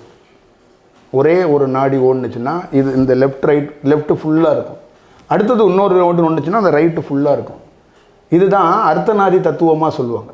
இது ரெண்டு செயலாக ஓடும். சரி. ஆனால் அப்படியே லெஃப்ட் ரைட்டு மாறும். அந்த தன்மையை நீங்கள் ஒரு சில்னஸான தன்மையை உணர முடியும், ஒரு வெப்பமான தன்மையும் உணர முடியும். இந்த ரெண்டு தன்மையும் தாண்டி நடு மையத்தில் பெரிய சுழற்சியாக ஒரே காற்றாக ரெண்டும் சுழற்சி ஒரு செயல்படும். அப்போ இந்த மாதிரி ஒரு சுழற்சிகள் செய்யப்படும் போது நமக்குள்ளே என்ன நடக்குதுன்னா, வெளியிலிருந்து ஒரு வெப்பசலனமான ஒரு ஒரு தன்மை கொண்ட ஒரு செயல், அதை நீங்கள் சக்தின்னு சொல்லலாம், ஆறான்னு சொல்லலாம், அதை ஒரு ஆற்றல்னு சொல்லலாம், அதை ஒரு அணுக்களுடைய செயல்பாடுகள்னு சொல்லலாம். அங்கே எமக்கு நாம் அதை எப்படி அனுபவித்தோம், அதை எப்படி பார்த்தோம் அப்படின்னு கேட்டிங்கன்னா, வெரி குட் எக்ஸ்பீரியன்ஸ் அப்படின்னு சொல்லக்கூடியது ஒரு மனிதனாக இருக்கப்பட்டவனுக்கு பிரமிப்பு. அங்கு மனித தன்மையிலிருந்து மாறப்படுவதற்கு, மனித தன்மையிலிருந்து, மனித தோற்றத்திலிருந்து, மனித செயலிலிருந்து முற்றிலும் எனக்கு தெரியாத சில செயலெல்லாம் எனக்கு தெரியுது. அதாவது நான் யோசிக்க முடியாத இயற்கையோட ரகசியங்கிறதோட நான் படிக்காத சில செயல், யாரும் படித்து சொல்ல முடியாத சில அனுபவங்கள், நரம்புகளுக்குள்ள இருக்கின்ற செயல்களை எமக்கு எப்படி தெரியும், அந்த மாதிரி அனுபவங்கள். அப்போ உடலுக்குள்ளே எப்பயுமே ஒரு வெப்பசலனங்கள் வெளியேறி கொண்டே இருக்கிறது. உடலுக்குள்ளே உடல் முழுக்க என்னன்னா ஒரு செயல் நடந்து கொண்டே இருக்கிறது, ஒரு ஏக்கம் நடந்து கொண்டே இருக்கிறது. சரி, அதுக்கும் ராமலிங்கம் இருக்கிட்ட வாங்க, அது எப்படி நீங்கள் கனெக்ட் பண்ணுறீங்க? இது செயலுக்கெல்லாம் மையமாக அந்த இடம் இருக்கு. சரி, இப்போ எனக்கு உங்களுக்கும் அவருக்கு இருக்கிற உறவு, அதில் எங்களுக்கு என்ன லாபம்? இது ஒரே ஒரு செயல் வடிவத்துக்குள்ள என்னன்னு கேட்டிங்கன்னா, நமக்கு என்ன லாபம் அப்படின்னு பார்த்து தான் இந்த மனித சமூகம் என்ன பண்ணிருச்சுன்னா, அதை வியாபாரமாகவோ அதை வேறு மாதிரி ஒரு மடை மாற்றுறது. சரி, லாபத்தை அழிச்சிருங்க, மனித குலத்துக்கு என்ன பலன்? இப்போ தந்தையால் தாயால் என்ன பயன் அப்படின்னு ஒரு குழந்தை போய் கேட்குமா? ஏன்னா அவங்க சாப்பாடு போடுவாங்க, தெரியும். இப்போ தாய் தந்தை உன்னால் பயன் என்ன அப்படின்னு வருது, வார்த்தையால் வேணால் கேட்கலாம், ஆனால் ஒரு தாயோ ஒரு தகப்பனோ விட்டு கொடுக்க மாட்டாங்க. ஆமாம். அந்த மாதிரி என்னைக்கு உங்களுக்கு ஒரு யோகி ஒரு கடவுள்னு ஒரு பாண்டிங் வருதோ, அங்கே என்ன பயன்னு நீங்கள் கேட்க மாட்டீங்க. அந்த மாதிரி கேட்க மாட்டீங்க, வள்ளலார் கேட்க மாட்டார். வெளியில் இருக்கிறவங்க ஏன் கேட்கணும்னு நான் கேட்குறேன். இல்லை, நீங்கள் ஏன் கேட்கணும்? நீங்கள் வெளியில் பேசுறீங்களா, அப்போ கேட்குறோம். இப்போ நான் பொதுவாக நீங்கள் பாட்டுக்கு சைலண்டாக போன கேட்க மாட்டோம். இப்போ பொதுவாக நான் என்ன சொல்கிறேன்னா, சில இடத்துல பேசுகிறத விட்டுட்டு மௌனமாக உட்காந்து பாருங்களேன். உங்கள் லைஃபுக்குள்ளே நான் என்ன சொல்கிறேன்னா, என்னுடைய இருக்கிறவங்கள்ட்டே தெரியும், என்னுடைய தத்துவத்தை, என்னுடைய செயலெல்லாம் நீ ஃபாலோ பண்ணாத, உனக்கு நான் ஒரு செயல் கற்றுத்தரேன், அதை நீ ஃபாலோ பண்ணிவிட்டு என்ன விட்டுரு. நீ இண்டிபெண்ட்டாக ஏங்கு, நீ உன்னை சுய பரிசோதனை பண்ணு. நீ இந்த உலகத்துக்கு தனித்துவமாக வந்தவன், நீ எனக்கு சூடம் கொளுத்துறதுக்காக நீ வரல. நான் என்னுடைய செயல் என்னன்னா, நான் ஒரு சாதாரணமாக கிராமத்தில் இருந்த ஒருத்தனுக்கு இவ்வளோ பெரிய சேஞ்ச் இருக்குன்னா, என்னுடைய அனுபவத்தை உன்கிட்ட பகிர்றதுக்கே காரணம் நீ 10 ரூபா பணம் கொடுப்பேன், எனக்கு ஒரு டீ வாங்கி கொடுப்பேங்கிறதுக்காக கிடையாது. நீ ஏதாவது அதிலிருந்து பயனடைவ. சரி, இப்போ நான் இதுக்காக கேட்டேன் கேள்வி, பட் உண்மையாக அது எந்த விதத்தில் உண்மையிலே நீங்கள் நினைக்கிறீங்க மனித குலத்துக்கு? ஏன்னா அவர் கருணை இல்லாமல் பேசியிருக்கிறாரு, எந்த விதத்தில் அதை எக்ஸ்பேண்ட் ஆகும், எக்ஸ்டெண்ட் ஆகும்? இல்லை, நான் என்ன சொல்கிறேன்னா, உங்கள் அனுபவத்தை வச்சு சொல்லலை. இப்போ நீங்கள் அவர்கிட்ட போகிறீங்க, உட்காடுறீங்க, ஒரு மகத்தான இன்னும் கொஞ்சம் இன்டென்சிட்டி அதிகமாகுது உங்களுக்கு. இதனால் உங்கள் சுற்றி இருக்கிறவங்களுக்கு என்ன நன்மை கிடைக்கிறாமல் நீங்கள் நினைக்கிறீங்க? இல்லை, நீங்கள் நன்மை தீமை அப்படிங்கிறது எல்லாத்தையும் கடந்துட்டு ஒரு மனிதன் தன்னை சுய பரிசோதனை பண்ணுங்கிறதுக்கு ஒரு நல்ல வாய்ப்பு கிடைக்குது. ஒரு தப்பு பண்ணுறது இயல்பு, அதை சரி செய்கிறதுக்குன்னு ஒரு இடம் வேணும்ல. அது சரி செய்கிற இடமா, ஒரு காலேஜ் ஒரு ஸ்கூல் செய்கிற இடமாக எனக்கு அருள் பெரும் ஜோதியோட இடம் திகழுதுன்னு நான் கருதுகிறேன். Very good. இப்போது இதுதான் எல்லாரும் ஆன்மீக பரப்பில் நவீனமாக பேசுகிறவங்க கூட, ஜெயகிருஷ்ணமூர்த்திமா நவீனமாக பேசுகிறவங்க கூட போன காணொலியில் நான் சொல்லியிருந்தேன், காண்பவனும் காணப்படுவதும் கரைந்து ஒன்றாக மாறுவது, அப்சர்வர் அண்ட் அப்சர்வ்டு. அந்த ஒருநிலைப்பட்ட ஒன்றுமே இல்லாமல் போகின்ற நிலைக்கு போகும்போது தான் அந்த ஞானம் கிடைக்குதுன்னு அவங்க சொல்கிறாங்க. ரைட். அது குறித்து வள்ளலார் நிறைய பாடல்கள் சொன்னாலும் அது ஒளி அப்படின்ற ஒரு ஆற்றலோடு ஏன் கனெக்ட் ஆகுது? ஏன் அதை வேறு மாதிரி சொல்லியிருக்கலாம்? ஒளி என்பது ஒரு ஃபிசிக்கல் ஆட்டம், ஆற்றல். அது வள்ளலார் அதை முன்னிறுத்துவது எதனால்? அதனுடைய பின்னால் இருக்கிற தாற்பயம் என்ன? இப்போ நீங்கள் அதை பின்னால் நீங்கள் பேசுங்க. அதோடைய ஒரிஜினல் தன்மை என்னென்னா, ஒரு மனிதனுக்குள்ளே நீங்கள் நம்ப முடியாத ஒரு செயல் இருக்கிறது. சரிதான். இது உண்மை தத்துவம், இது உண்மை செயல் வடிவம். அதை தாக்கு பிடிக்கிறதுக்கும் தக்க வச்சுக்கிறதுக்குள்ளக்கிறதுக்காக தான் பல ஆண்டுகளாக இந்த உடலை பதப்படுத்துவதற்கான வேலைகள் தான் காடு மலைகளில் தவம் செஞ்சு நான் என் உடலெல்லாம் பதப்பட்டதுக்கு அப்புறம் தான் நீங்கள் சொல்கிற அந்த அணுவையோ அந்த ஒளியையோ பார்க்கும்போது என்னுடைய உடல்லாம் படபடத்து போயிடும். சமயத்தில் கிறுக்கு வந்துடும், சமயத்தில் ஒரு மாதிரி ஒரு செயல் வந்துடும். அதுக்கெல்லாம் காரணம் என்னன்னா அவ்வளோ பெரிய போர்ஸான ஒரு செயல் உள்ளே காற்று வடிவமாக வருகிறது. இது நீங்கள் சொல்கிற இந்த பஞ்சபூத தன்மையோடு தான் இருக்குது நீங்கள் அனுபவிக்கிறது. இதை நீங்கள் பஞ்சபூதங்கள் கூட நான் அப்படி பார்க்கல, இந்த ஒரு நேச்சரே அப்படி தான் இருக்குது. அதான் நீங்கள் பஞ்சபூதங்கள்னா ஒன்று பிரித்து வச்சுருக்காங்கல்ல, பூதங்கள் சொல்ல 5 விதமான அடிப்படையான 5 விதமான தத்துவங்களை 5 விதமான தன்மைகள், பொருள் தன்மை, அதான் பொருள் தன்மை 5 விதமான தன்மைகள் இருக்குல்ல. இந்த தன்மைகள் ஒருத்தருக்கு எப்பயாவது உள்ளுக்குள்ளே வரும்போது அவர் அதை தக்க வச்சுக்கிறதுக்கோ அதை தாக்கு பிடிக்கணும்னா உடலை வந்து சரியாக பதப்படுத்தணும். அதுக்காக தான் நம்ம பெரியவங்க அந்த யோக பாரம்பரியத்துக்குள்ளே உடல் சார்ந்து நிறைய நுட்பங்களை எழுதி கொடுத்தாங்க. இதை ஏன் எழுதி கொடுத்தாங்கன்னா, வாழ்க்கையில் நான் கற்றுக்கொண்டது அந்த அருள் பெரும் ஜோதி இடத்துக்குள்ளே என்னன்னா, ஒரு ஜோசியக்கார், ஒரு மருத்துவர், உனக்குள்ளே இருக்கிற தாய் தந்தை ஒரு புத்தகம் செய்ய முடியாத சில செயலை அந்த மாதிரி இடம் செய்யுங்கிறத என்னால் உறுதியிட்டு சொல்ல முடியும். அதை வார்த்தையால் கிடையாது, ஒரு நாள் நீங்கள் போய் உட்காந்து பாருங்கள். அந்த எக்ஸ்பீரியன்ஸு உங்கள் லைஃப்பில் என்னன்னீங்கன்னா, உங்களுடைய திருமண வாழ்க்கையில் இருக்கிற உங்கள் மனைவி கூட உங்களுக்கு இந்த பெண்ணு தான் மனைவியாக வரப்போகிறதுங்கிறது கூட உங்களுக்கு வளர்ச்சிக்கு ஏற்றது மாதிரி ஒரு சூழலை கூட அது உருவாக்கி கொடுத்துரும். ஐயோ, இது வந்து உண்மை தத்துவமாக சொல்கிறேன். அது ஏன்னு கேட்டிங்கன்னா, இப்போ நீங்கள் ஒரு ட்ராவலில் இருக்கிறீங்க, ஒரு ட்ராவலில் இருக்கிற இந்த பிரயாணத்துக்குள்ளே நீங்கள் தொடங்கிட்டு போது உங்களுக்குள்ள ஒரு அனுபவம் வரும்போது உங்களை பார்த்துக்கிறதுக்கான ஒரு ஆள் எங்கேருந்து வருவானே தெரியாத ஒருத்தன் வருவான். இந்த மாதிரி எனக்கு ஏகப்பட்ட இடத்துல நடந்திருக்கு. நான் தெரியாத ஊர்களுக்கு போகும்போது யாருன்னே தெரியாத ஒரு நபர் நம்மளை வந்து பத்திரமா பார்த்துக்குவார். அது வந்து ஏதோ ஒரு நம்பிக்கை அடிப்படையில் சொல்லலை, அது உண்மையாகவே அந்த அனுபவம் என்பது அப்படி ஒரு செயலை உருவாக்கும். அதே மாதிரி வடலூர் என்பது நீங்கள் அந்த செயல் என்பது பக்தியாக பார்க்குறத விட்டுட்டு எதிர்பார்ப்பு இல்லாமல் ஒரு மனிதன் வாழ்க்கைக்குள்ளே மேம்படுவதற்கான ஒரு இயற்கையாக தோற்றி வைக்கப்பட்ட ஒரு இயற்கை கூடாரம்னு சொல்லலாம். நீங்கள் சொல்கிறது என்ன தெரியுதுனாக்க, ஒரு ஆற்றல் அப்படின்ற வார்த்தையை நீங்கள் பயன்படுத்துகிறீங்க. சமீபத்தில் ஒரு ஒரு ஒரு சித்தர் நண்பர் இருக்கார் எனக்கு, அவர் பாசி யோகத்தில் இது பண்ணவர். அவர் இந்த ஆற்றல்ன்ற வார்த்தையை பயன்படுத்தக்கூடாது. இது ஆற்றல்னால் அது ஃபிசிக்கல் ப்ராப்பர்ட்டி ஆகிடுது, பொருள் சம்மந்தப்பட்ட விஷயமாகிடுது. ஆற்றலுக்கும் இதுக்கு சம்மந்தம் தெரியுது, வேறு விஷயம் அப்படின்ற மாதிரி அவர் ஒரு விளக்கம் கொடுத்தாரு. எனக்கு வந்து அந்த நிலைக்கு போயிட்டீங்கன்னாக்கா இது வேறு அது வேறுன்னு ஆயிரும், அண்டம் வேறு பிண்டம் வேறுன்னு ஆயிரும். ஆனால் நீங்கள் சொல்கிறது வந்து எப்பயுமே இந்த நீங்கள் வள்ளலாருடைய பாணியில் தான் இந்த விஷயத்தை விளக்கிறதா நான் புரிஞ்சுக்கிறேன். அண்டமும் பிண்டமும் இணைகின்றன, அந்த அண்ட சக்திகள் எல்லாம் வந்து பிண்டத்துக்குள் இறங்குவது என்பதும் பிண்டத்தினால் வந்து அண்டத்தோடு ஐக்கியப்பட முடியுது என்கிற ஒரு ஒரு நிலையை தான் வந்து நீங்கள் உங்கள் இந்த தவ நிலையில் சொல்கிறீங்க. அது வள்ளலாருடைய இடத்துல, அந்த இடத்துல என்ன ஸ்பெஷல், அது ஏன் அப்படி ஸ்பெஷல் ஆச்சு? அனுபவ ரீதியாக நம்ம பார்த்ததில் அது என்ன சொல்ல வருது, அது என்ன இந்த உலகத்துக்கு மெசேஜ் கொடுக்குதுன்னா, ஒவ்வொரு உடல் தன்மை பெற்ற மனிதர்களாக வாழ்கிற ஒவ்வொருத்தருக்குள்ளேயும் அங்கே வடலூரில் நடக்கிற செயல் என்னன்னா, இந்த உடலையே ஒரு பிரபஞ்சமாக மாற்றிக்கொள்ள முடியும், ஒரு அணுக்களாக மாற்றிக்கொள்ள முடியும், ஒரு பேர் சக்தியாக மாற்றிக்கொள்ள முடியும். அதுக்கு ரெஃபரன்ஸுக்கு நான் இருக்கிறேன் இல்லைன்னு தேடாத, நான் ஒரு இடத்த விட்டுருக்கேன், அந்த இடத்த பயன்படுத்திப்பார், அந்த இடத்த நீ பயன்படுத்திப்பார், அந்த இடத்துக்குள்ளேருந்து பயனடைந்தவன். என்ன சவாலாக சொல்கிறேன், எந்த எம்பிபிஎஸ் எந்த எம்டி டாக்டர்கிட்ட வேணாலும் கூட்டிகிட்டு போங்க, என் உடலை பரிசோதனை பண்ணுங்கள், என் நாத விந்த பரிசோதனை பண்ணுங்கள். சேஞ்சு இல்லைன்னா அடுத்த நிமிடமே இந்த தளத்தை விட்டு நான் வெளியேறுகிறேன். இது அறிவியல் துறைக்கும் இந்த 3 துறைகள் இந்த இந்த எங்களை மாதிரி கலைகளை அருள் பெரும் ஜோதி செயல் மாதிரி ஒரு செயலை அடுத்த இடத்துக்கு பப்ளிக் கிட்ட போக விடாமல் தடுத்துக்கிட்டு நிற்கிறது 3. ஒன்று அறிவியல், இன்னொன்று மருத்துவம், இன்னொன்று விஞ்ஞானம்.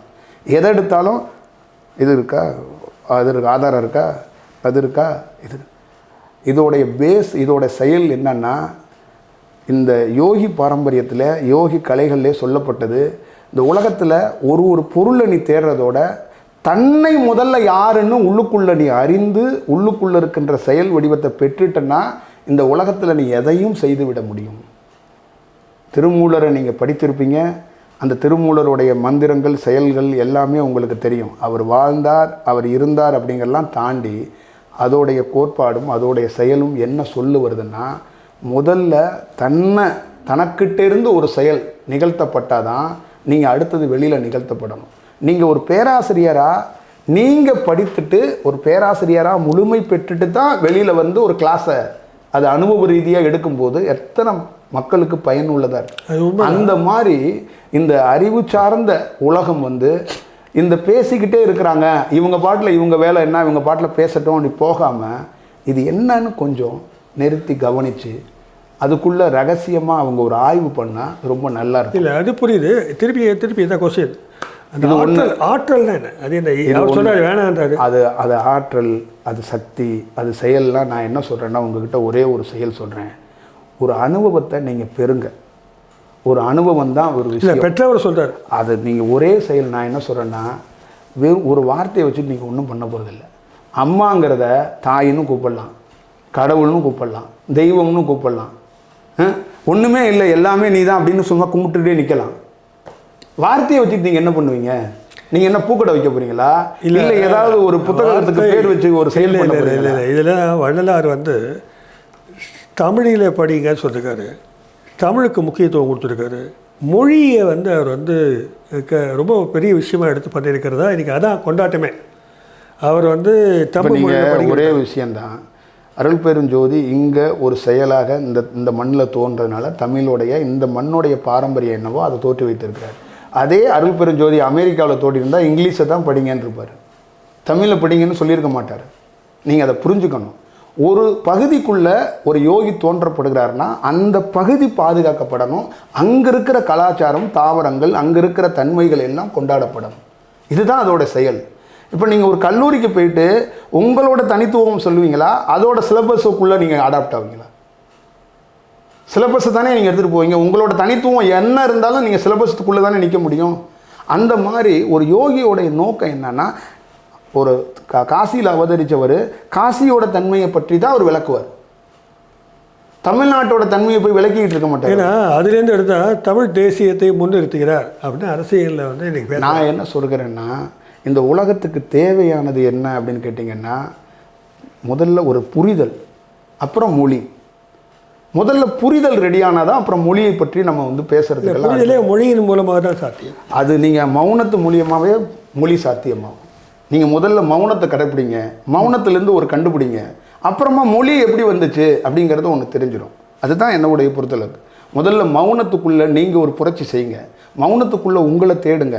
அதுக்கப்புறம் எந்த மொழி உங்களை பிரதானமாக முன்னெடுக்குதோ அந்த மொழியை நீங்கள் அடுத்தது பார்த்துக்கலாம். இதெல்லாம் அருமையான பதில் தான் இது. அதே மாதிரி இந்த சாதி சமயங்கள் இதெல்லாம் வந்து அவர் எதிர்த்து தான் செயல்பட்டார். அதான் அவர் ஒரு காலகட்டத்தில் நிறைய போராட்டங்கள் பிரச்சனைகள்லாம் வந்துச்சு. இப்போ நாங்கள் வந்து அருள் பெருஞ்சோதியை பொறுத்தளவுக்கு ஜாதினா என்னன்னே அவருக்கு தெரியாது.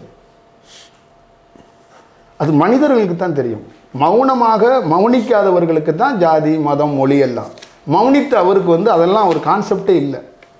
அதெல்லாம் வந்து ஒரு சின்ன குழந்தை விளையாட்டு பொம்மை வச்சு விளையாண்டுட்டு கிடக்கும் பாருங்கள், அந்த மாதிரி தான் அவருக்கு வந்து உயிர், அந்த அணுக்கள் எல்லா உடல்லையும் எல்லா உயிரும் இன்புற்று வாழுகிறதுக்கான செயலே அதுதான். இந்த உயிர் ஒன்று அவர் வந்து உயிர் கொடுக்க முடியும்னு சொன்னதாகவும் நிறைய பேர் டெட் பாடிலாம் கொண்டு வந்துட்டாங்கன்னு ஒரு குறிப்பு இருக்குது. அவரால் உயிர்ப்பித்து இழ வைக்க முடிஞ்சிருக்குமா? இல்லை, நான் என்ன சொல்கிறேன்னா, அனுபவத்தில் ஸ்கோப் இருக்கு. அவர் வந்து உயிர் கொடுக்குறவருன்னு இல்லை, அவரே உயிராக இருக்கிறவர் உயிர் கொடுப்பாரா கொடுக்க மாட்டாரா? ஒரு உயிர்னா நீங்கள் என்ன நினைக்கிறீங்க? ஒரே ஒரு உயிரா? அந்த உயிருக்குள்ளே பல உயிர் துளிகள் இருக்குமா? எப்படி அது தெரியலையே, அதான் உங்களுக்கு கேட்குறோம். எங்களுக்கு வந்து உயிர் செத்தா போச்சு. இல்லை, எல்லாரும் நினைக்கிறாங்கன்னா ஒரு உயிர் உடல்லேருந்து போயிடுச்சு, உங்களை மாதிரி ஒரே வெளியில் இல்லை, ஒரு உயிர் உடல்லேருந்து போயிடுச்சுன்னா ஒரு கொசு மாதிரி ஒரே ஒரு சின்னோண்டு உயிர் போயிடும் அப்படின்னு நினைக்கிறாங்க. ஒரு வெப்ப சலனமே வச்சுக்கோங்க. வெப்ப சலனம் அப்படின்னு ஒரு காற்றை சின்னோண்டு காற்றை இந்த மின்சாரம் அவங்களோட உட்காந்து ஒரு கலந்துரையாடல் பண்ணுங்கள். எவ்வளோ தண்ணிக்கு எவ்வளோ மாதிரி மின்சாரங்களை உருவாக்குவீங்க அப்படின்னு கேளுங்க. அதே மாதிரி ஒரு உயிருக்குள்ளே எத்தனை குட்டி குட்டி அணுக்கள் இருக்கா, என்ன மாதிரி செயல், என்ன மாதிரி வடிவம் அப்படிங்கிறது கேளுங்க. நான் அருள் பெருஞ்சோதியை சொல்லியிருக்கேன், அவர் பிரபஞ்சம்னு சொல்லியிருக்கிறேன். அந்த பிரபஞ்சத்துக்குள்ளே, அந்த பஞ்சபூதத்துக்குள்ளே எவ்வளோ உயிர் துளிகளை உள்ளடக்கிய ஒரு செயலாக இருக்குது. அது உயிர் கொடுக்கறது ஒரு பெரிய விஷயம் இல்லை.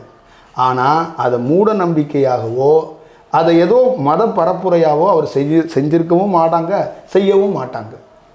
அது செய்யவும் கூடாதுங்கிறது தான் அதோடைய உண்மை தத்துவம். இன்ன வரைக்கும் வடலூர் ரொம்ப ஒரு எளிய மனிதனின் யதார்த்த வாழ்க்கைக்குள்ள ஒரு செருப்பு போடாத ஒரு பெரிய, நீங்கள் ஒரு நுட்பமான எழுத்தாளர், ஒரு நுட்பமான எழுத்தாளர் என்னன்னா தன்னை யாருன்னு பெருசாலாம் காட்டிக்க மாட்டார். அவர் எழுத்து தெரிஞ்சால் போதுன்ட்டு அவர் ரொம்ப எளிமையாக அவர் பயணிப்பார். நீங்கள் பார்த்துருக்கலாம் எத்தனையோ எழுத்தாளர்கள், கேரளா மாதிரி எழுத்தாளர்கள்லாம் பார்த்தீங்கன்னா பஸ்ஸில், சிஎம் கூட பஸ்ஸில் பயணிப்பார், சைக்கிளில் பயணிப்பாங்க, இதெல்லாம் நீங்கள் கேள்விப்பட்டிருப்பீங்க. அந்த மாதிரி வடலூரே அவ்வளோ எளிமையாக யதார்த்தமாக எந்த செயலும் இருக்காது. ஒரு கார்ப்பரேட் உள்ள ஒரு சின்ன செயலை கூட நீங்கள் பார்க்க முடியாது. ஒரு சின்ன டீ கடையை கூட உள்ளே பார்க்க முடியாது. அது இன்றைக்கி நீங்கள் போனீங்கன்னா ஒரு கிராமம் மாதிரியே இருக்கும். அதுக்குள்ளே அந்த டெவலப்மெண்ட்டு அந்த விஷயங்கள்லாம் கடந்து அங்கே ஒரு பேர் செயல் இருக்குது. ஆனால் அந்த இடம் எவ்வளோ யதார்த்தமாக இருக்குது. அவர் சொல்ல நினைக்கிறது என்ன. நான் கூட போன மாதம் போயிருந்தேன். நீங்கள் சொல்கிற உண்மைதான். அது அவங்க அதை இப்போ அதை முதல்லலாம் நிறைய பேர் உள்ளே பூந்தாங்க, அது சண்டையெல்லாம் போட்டாங்க, பிரச்சனையெல்லாம் வந்துச்சு.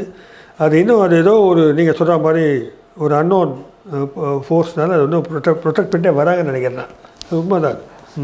அந்த இடம் என்ன சொல்ல வருது அப்படின்னா, ஒரு ஒரு கேள்வி, ஒரு 3-4 இடத்துல வச்சுருக்காரு அந்த இடம். இந்த தீபங்கா அது ஒன்று இருக்குது, சத்தியஞானசுமி இருக்குது, அவர் அறையை பூட்டிகிட்டு போன இடம் இருக்குது. இல்லை எதை நீங்கள் குறிப்பிட்றீங்க? இப்போ ஒரு மனிதருக்கு எந்தெந்த நரம்பெல்லாம் முக்கியமான நரம்புகள் அப்படின்னு டாக்டருங்க சொல்லலாம். ஆனால் உடலில் இருக்கிற எல்லா நரம்பும் முக்கியமான நரம்புகள். ஆனால் சிதம்பரம் வரைக்கும் அதை எக்ஸ்டெண்ட் பண்ணலாமா? எதுக்கு நீங்கள் அங்கே மட்டும் வைக்க? உடலுக்குள்ள 3 ஜங்ஷன் முக்கியமானது. இந்த இடுப்பு பகுதியில் இருக்கிற ஆசன வாயில், இந்த இதய பகுதி, இங்கே தலைப்பகுதி. இதே மாதிரி அவர் சித்தி வளாகத்துக்குள்ளேயும் ஒரு செயல் இருக்குது, சத்திய ஞான சபைக்குள்ளேயும் ஒரு செயல் இருக்குது, அவர் தோற்றி வைத்த அந்த தர்மசாலைக்குள்ளேயும் ஒரு செயல் இருக்குது. இல்லை, இப்போது இதில் ஒரு டெக்னிக்கலாக கேட்குறேன். 3 இடத்துல அவருக்கான செயல் இருக்குன்னா அதையும் அது பிரபஞ்சம் முழுக்க இருக்கிற ஒரு சக்தியாக தான் இருக்க முடியும். அந்த இடத்துல மட்டும் எப்படி அதை அவர் உருவாக்குறார்? ஏன் அதை அப்படி செய்கிறார்? அந்த இடத்த மட்டும் ஏன் குறிக்கணும்? இப்போ நீங்கள் பெரிய கோடீஸ்வரனாக இருக்கீங்க, உலகம் முழுக்க உங்களுக்கு வீடு இருக்குன்னு வச்சுக்கோங்க. இருந்தால் நல்லாயிருக்கும். இல்லை இல்லை இருக்குன்னு வச்சுக்கோங்க. உலகம் முழுக்க ஒரே நேரத்தில் குடியிருப்பீங்களா, இல்லை ஒரு வீட்டில் குடியிருப்பீங்களா? ஒரு வீட்டில் குடியிருப்பேன். அதே மாதிரி ஒரு செயலை என்னென்னா முதல்ல ஆடாமல் ஸ்டடி பண்ணணும்பாங்க, ஒரு இடத்த பலப்படுத்தணும்பாங்க. அப்போ உடலுக்குள்ளே நீங்கள் எப்படி பஞ்சபூதமாக தன்மை இருக்கோ அந்த மாதிரி பல்வேறுபட்ட தன்மைகள் இருக்குது. அப்போ இந்த இடத்துக்குள்ளே இந்த தன்மையை, இந்த மண்ணை அவங்க எப்படி ஆய்வு பண்ணுவாங்கன்னா, பல ஆண்டுகள் இவங்களுக்கு முன்னாடியே நிறைய பேர் அந்த இடத்துல தவம் பண்ணியிருப்பாங்க. இப்போ இந்த இடத்துக்குள்ளே ஒருத்தர், இப்போ நாங்கள் இந்த இடத்துக்குள்ளே போகிறோம்னா கண்டுபிடிக்கிறது நீரோட்டமாக அதே தான் செயல். இப்போ நாங்கள் எங்களுக்கு அழைப்பு எங்களுக்கு எப்படி வருதுன்னா, ப்ராப்பர் தவத்துக்குரிய இடம் இது. இந்த இடத்துக்குள்ளே நீங்கள் உட்கார்ந்தா உங்களுக்கான ஒரு செயல் வடிவம் சித்தி ஆகும். அதுக்கு தான் சித்தி வளாகம். அது எப்போ வரணும் அப்படிங்கிறதுக்குன்னு கால வரையறை இருக்குது, ஒரு கணக்கு இருக்குது. நீங்கள் போய்கிட்டே இருக்கலாம்.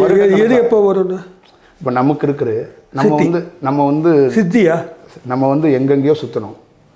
ஆனால் எப்போ அங்கே அந்த இடத்துல உட்காரணும்னு ஒரு காலம் இருக்கோ, அந்த காலம் வரும்போது வடலூருக்கு வான்னு ஒரு அழைப்பு வரும். ஆமாம், அந்த அழைப்பு நமக்குள்ளேருந்து தான் வரும். வேலை போஸ்ட் மாஸ்டர்லேருந்து, கொரியர்லேருந்து, கவர்மெண்ட்லேருந்து தான் வராது. நமக்குள்ளேருந்து வரும், மனசுக்குள்ளேருந்து இல்லை. அது ஆன்மா பேசுது, அந்த ஆன்மாவோட செயல் அப்படிங்கும்போது எல்லாரும் சொல்கிறாங்க. இந்த செயலுக்குள்ளேருந்து நமக்கு ஒரு அழைப்பு அங்கே வரும்போது, மீண்டும் சொல்கிறேன், ஒரு அழைப்பு வரலாம். ஆனால் அந்த இடத்துக்குள்ளே உட்காரும்போது உங்கள் உடலுக்குள்ளே இருக்கிற சேஞ்சை நீங்கள் ஏமாற்றிக்கிட்டுலாம் சொல்ல முடியாது. சேஞ்சுன்னு தான் சொல்ல முடியும். இதை போய் மாற்றி சொல்லிக்கிறதுக்கெல்லாம் பெருமித்தம் எதை வேணாலும் சொல்லலாம். இதை போய் எப்படி சொல்ல முடியும்? அங்கே போய் உட்காரும்போது அந்த சித்தி வளாகத்துக்குள்ளே அங்கே ஒரு செயல் உங்களை இந்த கரையில் நின்றுட்டுருக்கீங்க, இந்த கரையிலேருந்து நீங்கள் அந்த கரைக்கு போகிறதுக்கான ஒரு வாய்ப்புகளை அந்த இடம் உருவாக்கி கொடுக்கும். ஓகே ஓகே ஓகே நீங்கள் விளக்குவது சிறப்பாக இருக்கு. ஆனால் இது நிறைய கேள்விகளை எழுப்புகிறது. என்ன மாதிரி? அதுக்காக தான் நம்ம பேசுகிறோம் வச்சுக்கலாம். என்ன மாதிரினா, ஏற்கனவே பக்கத்தில் வடலூர் பக்கத்தில் சிதம்பரம் இருக்குது. சிதம்பரத்தில் அங்கே அற்புதமான பெரிய கோவில் இருக்குது. அங்கே பொற்சபையே இருக்குது. அதே மாதிரி இவரும் பொற்சபை சிற்சபையெல்லாம் உருவாக்கினார். அந்த அந்த கோயில்கள் இல்லாமல் இதே வேலையை தானே செய்யும். நடராஜருடைய காஸ்மிக் டான்ஸ் ஆஃப் சிவான்னு சொல்கிறாங்க. அங்கே அப்படியே பிரபஞ்ச நடனமே நடக்கின்ற நடராசரை வந்து அங்கே உருவாக்கி வச்சுருக்கிறாங்க.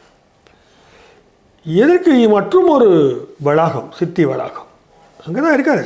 அற்புதமான ஒரு பெரிய, அவ்வளோ பெரிய கோயில் இருக்குது. லட்சக்கணக்கான மக்கள் வந்து அதில் வந்து பயன்பெற வாய்ப்பு இருக்குது. இவர் எதுக்கு ஒரு சின்ன குடிசையை கட்டி தகர விளக்க வச்சு, ஏன்னா இது எனக்கு புரியல. அது ஒரு பெரிய பிரபஞ்ச சக்தியாக இருந்தால் இவர் எதுக்கு சின்னதாக ஒரு இன்னொரு கடை விரிக்கிறார்? கடை விரித்தோம் கொள்வார் இல்லை மாதிரி எதுக்கு இவர் கடை விரிக்கணும்? அங்கே தான் மாலை இருக்கு. சிதம்பரம் வந்து திருமூலர், பதஞ்சலி, வியாக்கரபாதர், நடராஜர், காளி இந்த மாதிரி உள்ளடக்கிய ஒரு செயல் வடிவத்துக்குரிய ஒரு செயல் அந்த இடம்.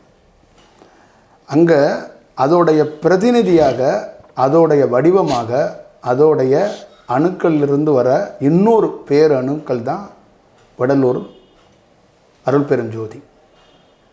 அது தன்னுடைய பிரதிநிதியை தேவைப்படும் போது வெளிப்படுத்த வேண்டிய சூழல் ஏற்படுது. ஒரு தனி மனிதன் ஒரு சுதந்திரமாக வாழலாம். எதற்கு கணவன் மனைவியாக வாழணும்? எதற்கு ஒரு குழந்தையை உருவாக்கணும்? அப்போ அவனுக்குள்ள ஒரு செயல், ஒரு வடிவம் நமக்கு அப்புறம் ஒன்று தேவைப்படுது. அப்படிங்கிற மாதிரி இந்த படைப்போட தத்துவத்துக்குரிய ஒரு இடத்துலேருந்து இன்னொரு பிரதிநிதியை உருவாக்கி கொடுக்குறாங்க. அந்த பிரதித்துவம் என்னன்னு கேட்டிங்கன்னா, அந்த அருள் பெரும் ஜோதி மாதிரி இடத்துக்குள்ளே அது உருவாக்கத்தில் எங்களை மாதிரி எங்கேயோ ஒரு குற்ற பின்னணியில் என் வாழ்க்கையெல்லாம் ஒரு கேள்விக்குறியாக போக வேண்டிய ஒரு மானிடன், ஒரு மனிதன் காப்பாற்றப்படுகிறான், ஒரு நல்வழிப்படுத்தப்படுகிறான், ஒரு செயல் வடிவத்துக்குள்ளே இருக்கப்படுகிறான்.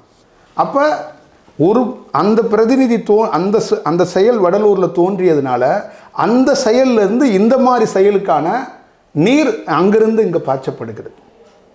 சிதம்பரத்திலிருந்து நீர் வடலூருக்கு பாய்ச்சப்படுகிறது, வடலூர்லேருந்து நீர் இங்கே பாய்ச்சப்படுகிறது. இது போரி தான் இந்த யோகிகள் தோற்றி வைப்பது. இந்த யோகிகளுடைய செயல் வடிவமும் இப்படித்தான் இருக்கிறது. அப்போ நீங்கள் அது ஒரு தலைமை பீடமாக பார்க்குறீங்க, அந்த மாதிரியான ஒரு சக்தி பீடமாக பார்க்குறீங்க. அதெல்லாம் சிதம்பரம் கோவில் போன்றவற்றை நல்ல தவம் செய்கிறவர்கள் பீடமாக கோவிலாக பார்க்க மாட்டார்கள், பிரபஞ்சமாக பார்ப்பார்கள், ஆகாயமாக பார்ப்பார்கள். சரி, ஓகே. எங்களுக்கு வந்து ஹெட் ஆஃபீஸ் மாதிரி நான் சாதாரண பாஷையில் பேசுகிறேன். அது எங்களை பொறுத்தளவுக்கு அது ஒரு ஆகாயம். அதனால் அந்த அதில் நான் எனக்கு என்ன ஒரு புரிதலை பிற சமூக சிந்தனையாளர்கள் ஏற்படுத்தியிருக்கிறார்கள் என்றால், அங்கே கடைபிடிக்கப்பட்ட பல்வேறு நடவடிக்கைகள், சடங்குகள், சம்பிரதாயங்கள், அப்புறம் வந்து ஒரு ஒரு ஒரு குறிப்பிட்ட ஜாதியினருடைய ஆக்கிரமிப்பு, இதையெல்லாம் எதிர்த்துத்தான் ஒரு சீர்திருத்தமாக வள்ளலார் வந்து ஒரு தனியாக ஒரு ஒரு ஒரு விஷயத்தை நிறுவுகிறார். அங்கே என்னெல்லாம் கடைபிடிக்கப்படுகிறதோ, அங்கே என்னெல்லாம் வந்து சடங்குகளாக சொல்லப்படுகிறதோ அது அத்தனை நிராகரித்து விட்டு, சடங்கே இல்லாத ஒரு ஒரு எது இந்த மாதிரி மூட நம்பிக்கையே இல்லாத ஒரு ஒரு வழியை காட்டுவதற்காகத்தான் அவர் உருவாக்கி இருக்கிறார் அப்படின்றது தான் பெரும்பாலான புரிதலாக இருக்குது.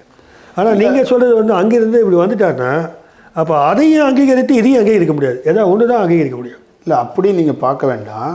ஒரு சட்ட திருத்தம், ஒரு கல்வி திருத்தத்தில் ஒரு காலகட்டம் வரை மனித செயலுக்குள்ள அறிவுகள் இப்படி இருக்கும்போது அந்த காலகட்டத்தில் ஒரு நல்ல பேராசிரியர் வந்து வேற ஒரு கல்வியை முன்னெடுத்து அரசாங்கத்துக்கே பரிந்துரை சொல்லி இந்த கல்வியை மக்களிடம் போதித்தால் நல்லா இருக்கும், இது இன்னும் ஸ்பீடாக ஒரு மக்களை வளர்ச்சி அடைய வைக்கும் அப்படிங்கிறதுக்கு ஒரு செயல் வடிவத்தை ஒருத்தர் கொடுக்குறாருன்னா அதை ஏற்றுக்கொண்டு தான் ஆரம்ப காலகட்டத்தில் சட்டமாக இருக்கட்டும், கல்வித்துறையாக இருக்கட்டும், இப்படி தான் தோற்றி வைக்கப்பட்டிருக்கிறது. அதுபோல தான் மூட நம்பிக்கைகள், பழக்க வழக்கங்கள், இறை வழிபாடுகள்லாம் இருந்தாலும் அதை ஞானமாக எப்படி கையாளுறது? ஒரு எல்லா மனிதனும் சமபந்தி போதனம், சமமாக ஒரு இடத்துல அமர்றது, சமமாக ஒரு இடத்துல தியானம் பண்ணுறது. இந்த தியானத்தில், இந்த மௌனத்தில் என்ன நிகழ்கிறது என்றால் சக மனிதனுடைய உணர்வுகள் மதிக்கப்படுகிறது, சக மனிதனுடைய அந்த செயல்பாடுகள். அது சமத்துவம். எனக்கு புரியுது. நான் கேட்குற கேள்வி இது அத்தனையும் மறுக்கப்பட்ட இடமாகத்தான் வந்து அந்த கோயிலை பார்க்குறாங்க, விளக்குறாங்க. இனி கூட வழக்கு போயிட்டு இருக்கு, உள்ளே போக முடியல, இப்போ கருவறைக்குள்ளே போக முடியல. அப்படி பார்க்குறதோட தாண்டி இந்த காலகட்டத்தில் அங்கே கொஞ்சம் சத்தமாக இருக்கும், கொஞ்சம் இறைச்சலாக இருக்கும். நிறைய ரேடியோலாம் போடுறாங்கப்பா, ஒரு 2 தெரு தள்ளி போனேன்னா ஒரு மரத்தடி இருக்குது, நீங்கள் அங்கே உட்காந்து தவம் பண்ணலாம் அப்படின்னு எனக்கு ஒரு குரல் கேட்குதுன்னு வச்சுக்கோங்க. இப்போ நான் என்ன பண்ணுவேன், அங்கே போய் அந்த சத்தத்தை போய் சவுண்டெல்லாம் போட்டு நிறுத்துறதுக்கான வாய்ப்பெல்லாம் இல்லை. எனக்கு ஒரு குரல் கேட்டுருச்சு, நான் அந்த மரத்தடியை நோக்கி போவேன். அந்த மாதிரி தான் நீங்கள் வடலூரை பார்க்கணும். சிதம்பரத்தில் கேட்டுக்கிட்டு இருக்க குரலை நீங்கள் வந்து பெருசாக எடுத்துக்கொள்ள வேண்டியதில்லை. அது ஒன்று என்னன்னு கேட்டிங்கன்னா, நீங்கள் போகிற பாதையை வந்து பாதிக்கும். இல்லை, அந்த ஹெட் ஆஃபீஸ் கரப்ட் ஆகிடுச்சு. அப்போ அப்படியே நீங்கள் எடுத்துட வேண்டாம். ஏன்னு கேட்டிங்கன்னா, கொஞ்ச நாள் வந்து இந்த மாதிரி சத்தங்கள் இருக்க தான் செய்யும். அந்த சத்தங்கள் தானாக சொல்லுவாங்கள்ல, ரத்தம் சுண்டிட்டா அடங்கிரும்னு சொல்லுவாங்கள்ல, அந்த மாதிரி மனித சமூகத்துக்குள்ளே ஒரு காலகட்டத்துக்கு மேலே ஒரு பெரிய புரிதல் ஏற்படும். அப்போ ஏற்படும் போது அவங்க அடுத்த தலைமுறைகள் வர்றாங்கல்ல, சிதம்பரத்தில் நிர்வாகம் பண்ணுறவங்களே. அதுக்கான வேலையை தான் வள்ளலார் பார்த்தாரு. அதுக்கான வேலையை தான் சமூகமும் செய்து கொண்டிருக்கு கல்வி மூலமாக. இப்போ எனக்கு நான் உங்ககிட்ட ஓப்பனாக சொல்கிறதுன்னா, ஒரு ஒரு ஒரு ஒரு பிரச்சனைக்கு பிரச்சனை தீர்வல்ல. அதுக்காக நீங்கள் மௌனத்தை எடுத்துகிட்டு போங்கன்னு நம்ம சொல்லலை. அதை எப்படி கையாளணுங்கிற ஒரு முறை இருக்குது, அதுதான் ரொம்ப முக்கியம். ஒரு ஜாதி பிரச்சனையாக வேறு நோக்கி தமிழ்நாட்டில் இருக்குது.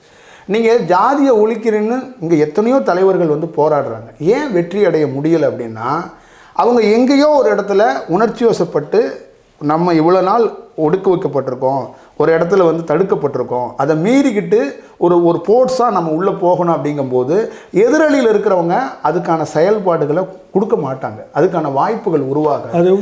அப்போ அங்கே என்ன பண்ணணும்னா, நமக்கு வந்து அந்த இடத்துக்குள்ளே எப்படி செயல்பட வேண்டிய ஒரு கட்டாயம் இருக்கிறது.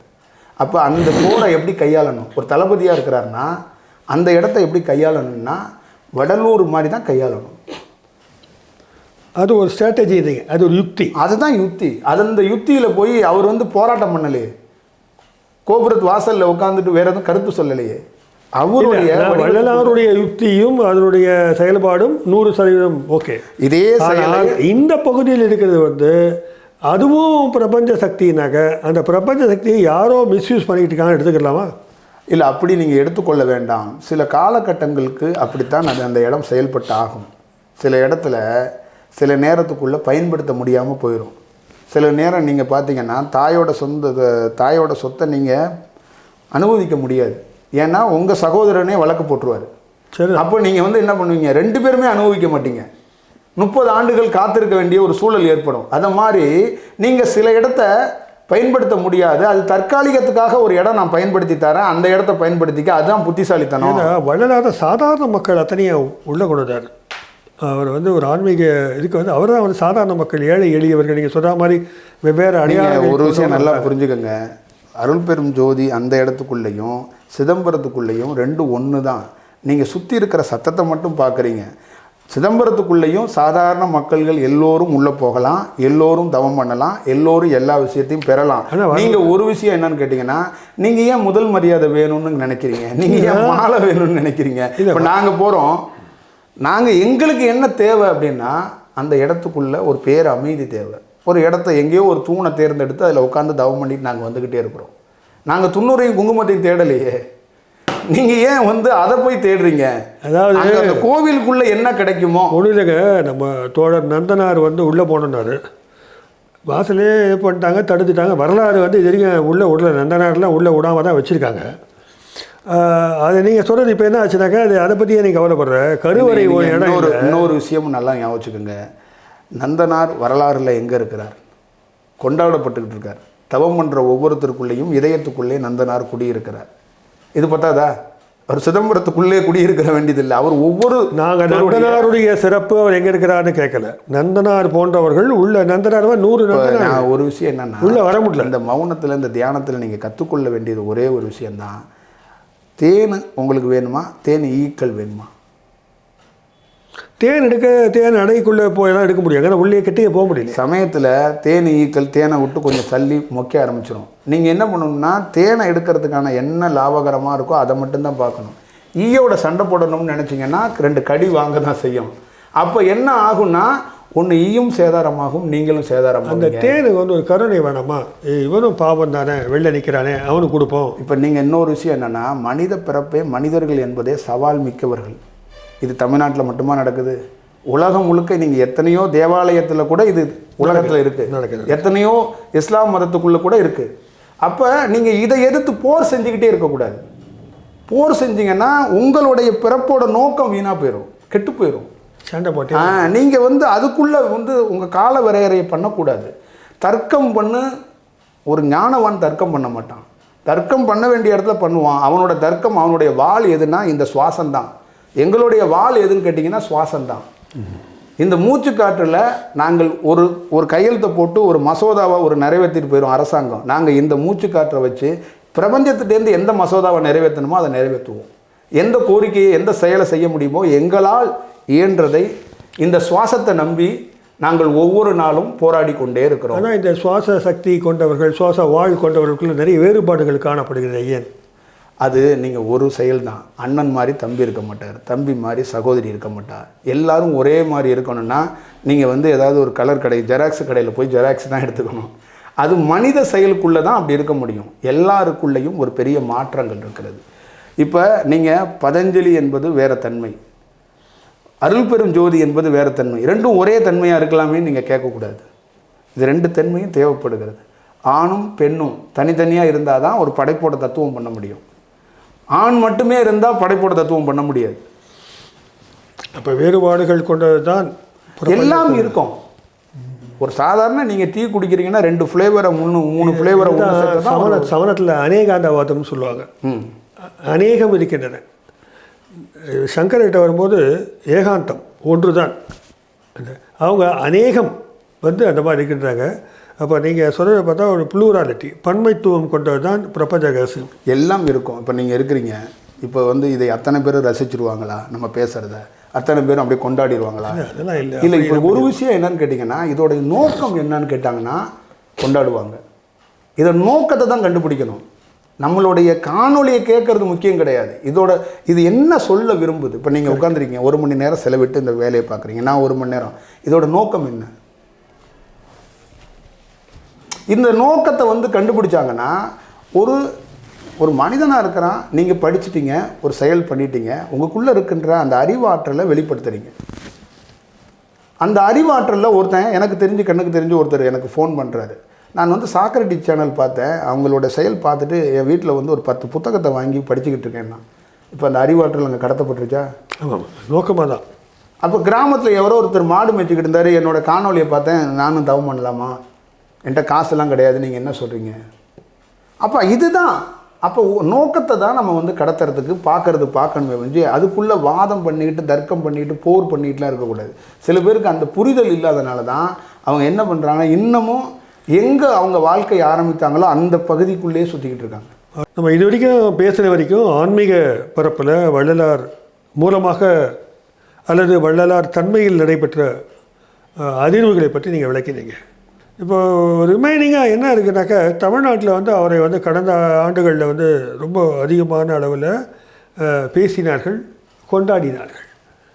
ஆனால் அதில் வைக்கப்பட்ட பெருவாரியான விஷயம் என்னென்னு பார்த்தீங்கன்னாக்கா, சமூக சீர்திருத்தம், சாதி மத வேற்றுமை பார்க்காமல் இருக்கிறது, அப்புறம் தமிழ் தேசியம், தமிழில் வாசிக்கணுன்றது, பிறகு வந்து இந்த சனாதன தர்மத்தை அவர் வந்து நிராகரித்து அவர் ஒரு ஒரு ஒரு சமரச சுத்த சன்மார்க்க சங்கத்தை வச்சார்ன்றது, இப்படி ஒரு சோஷியலிசம் பாயிண்ட்லேருந்து தான் வந்து அவங்க வந்து முன்வைத்து கொண்டாடி இருக்கிறார்கள்.